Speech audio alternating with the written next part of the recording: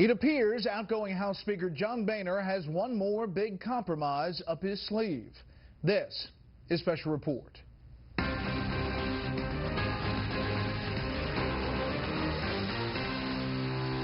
Good evening. Welcome to Washington. I'm Brett Baer. House Speaker John Boehner's promise to try to clean the plate for his successor as the next House Speaker may be closer to reality tonight. Boehner and his team are working with the White House to come up with a plan that would raise the debt ceiling and seal the deal on a 2-year budget agreement that would extend past the 2016 presidential election. Chief Congressional Correspondent Mike Emanuel is following the story right now on Capitol Hill. Good evening, Mike. Brett, good evening. House Republicans are meeting this hour and are expected to meet again tomorrow morning to discuss the outlines of the plan to see if they can round up enough support to get some thorny issues off the agenda as the House is expected to transition to a new speaker.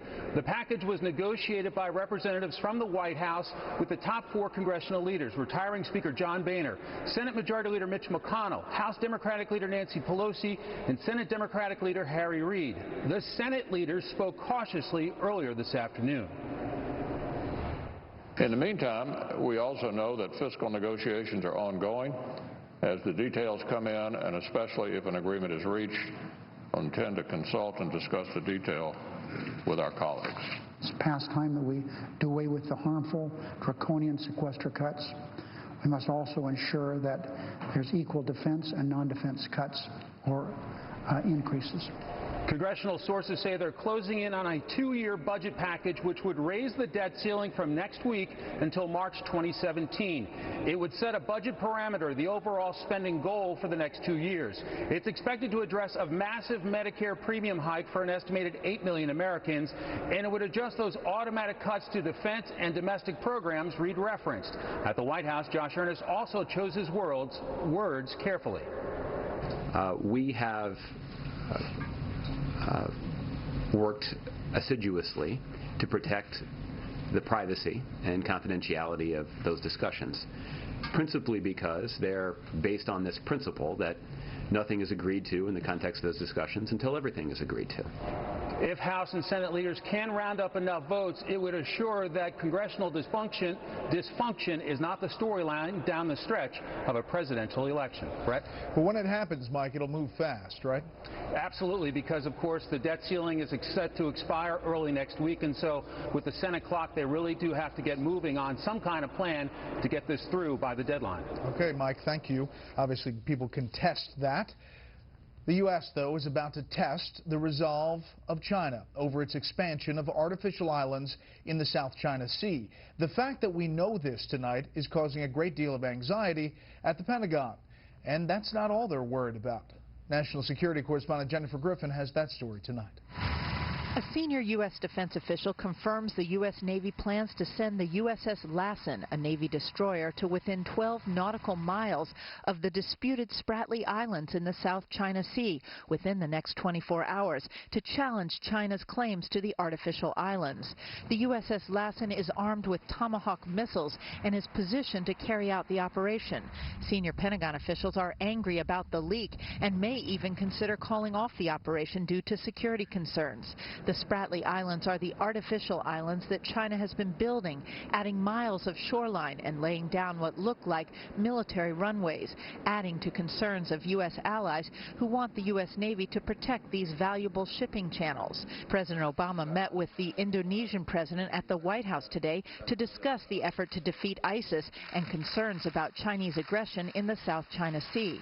Defense Secretary Ash Carter and Chairman of the Joint Chiefs General Joe Dunford leave for Asia on Friday. Meanwhile, U.S. Pentagon and intelligence officials are warning that an uptick in Russian submarine activity near vital undersea cables could cripple the nation's ability to communicate in the event of a war. If you make cuts in the right places, take you months, years to go out and maybe repair and try and figure out where these cuts were made.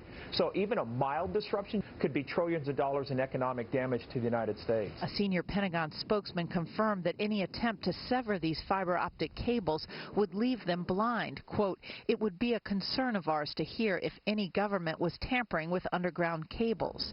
The commander of U.S. naval forces in Europe said recently Russian submarine patrols have risen by 50% since last year and pose a direct threat to NATO. The Pentagon took note last month when a Russian spy ship, the Yantar, cruised along the east coast of the United States en route to Cuba near some of these vital undersea cables. Brett? Jen, what can you tell us about this video released this weekend showing that hostage rescue in Iraq?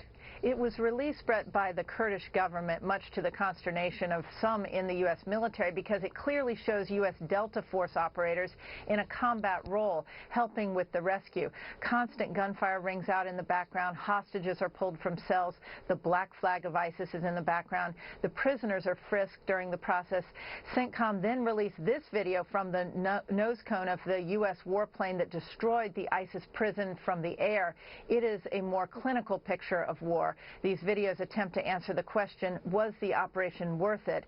Army Master Sergeant Joshua Wheeler, an elite commando, was killed during the raid. Brett? Jennifer Griffin live at the Pentagon. Jennifer, thank you. The Associated Press is reporting the Green Berets who requested an airstrike on a hospital in Afghanistan earlier this month were aware it was a functioning medical facility, but believed it was under Taliban control. There are questions about why the strike was carried out and who approved it. Some are calling it a war crime. Doctors Without Borders denies the hospital was controlled by the Taliban. Dr. Ben Carson's momentum in Iowa is reaching new levels tonight. This comes as the man who was supposed to be the front runner, but isn't, is trying to figure out why. Chief Political Correspondent Carl Cameron shows us what's happening. Before attending a strategy session in Texas with big donors, his family and campaign team, Jeb Bush this weekend outlined cost-cutting steps and reforms to right his lagging campaign. Having said for months he'd run with joy in his heart, he sounded fed up. If this election is about how we're going to fight to get nothing done, then I don't want anything. I don't want any part of it. I got a lot of really cool things that I could do other than sit around being miserable, listening to people demonize me and me feeling compelled to demonize them. That is a joke. Elect Trump if you want that. With Iowa's caucuses 14 weeks from tonight, Bush knows time is short. In New Hampshire this morning, Trump cast Bush as a poor manager running to his parents to buck up donors. He's losing. He's getting killed. And I say, if you can cut 40 to 50%, and they're all taking it. So he's meeting now with mom and dad. No, it's true. He needs counsel. 4 polls in 5 days show Ben Carson solidly ahead of Trump in Iowa. Monmouth and Loras College polls came today. Quinnipiac and the Des Moines Register last week. All 4 show Carson strong with evangelical Christians who tend to decide the GOP caucuses. Trump refused to apologize for saying he doesn't believe Carson is, quote, some great religious figure earlier this year. Over the weekend, he revisited Carson's faith and raised eyebrows. I'm Presbyterian. Boy, that's down the middle of the road, folks, in all fairness. I mean, Seventh-day Adventist, I don't know about. I just don't know about. Trump denies any insult to Carson or Seventh-day Adventists who have some different rituals and traditions from evangelicals. Carson cites his faith and giving all credit to God for his success as a distinguishing difference between himself and Trump. I really refuse to really get into the mud pit. Hillary actually was right when she said, that the Republicans are there, trying to destroy each other. I didn't say anything bad about it. I just don't know about it. I would certainly give an apology if I said something bad about it, but I didn't. All I said was, I don't know about it. This morning in New Hampshire, Trump weighed in on Muslim and Arab women who traditionally cover their faces with headscarves. What the hell are we getting involved for? In fact, it's easier. You don't have to put up makeup. Look how beautiful everyone looks. Wouldn't it be easier? Wah. Right? Wouldn't that be easy? I'll tell you, if I was a woman, I don't want to. Wah, I'm ready, darling. Let's go. The billionaire inherited his father's New York City real estate empire, but this morning bemoaned his early days. It has not been easy for me. And, I started off in Brooklyn. My father gave me a small loan of $1 million. I came into Manhattan, and I had to pay him back, and I had to pay him back with interest.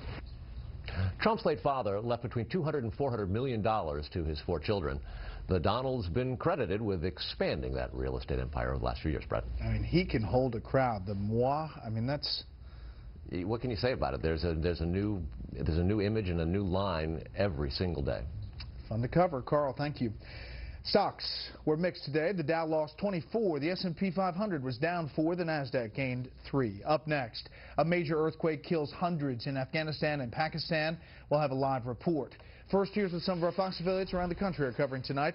Fox 25 in Oklahoma City with the first court appearance for the woman accused of killing 4 people by ramming her car into a crowd at a parade Sunday.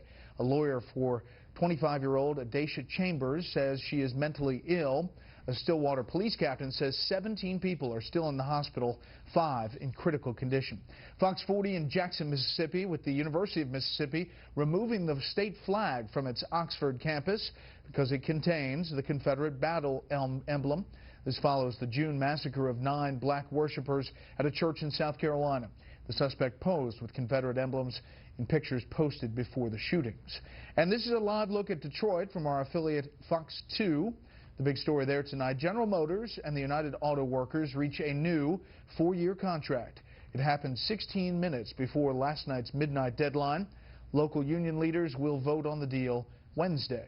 That's tonight's live look outside the Beltway from Special Report. We'll be right back.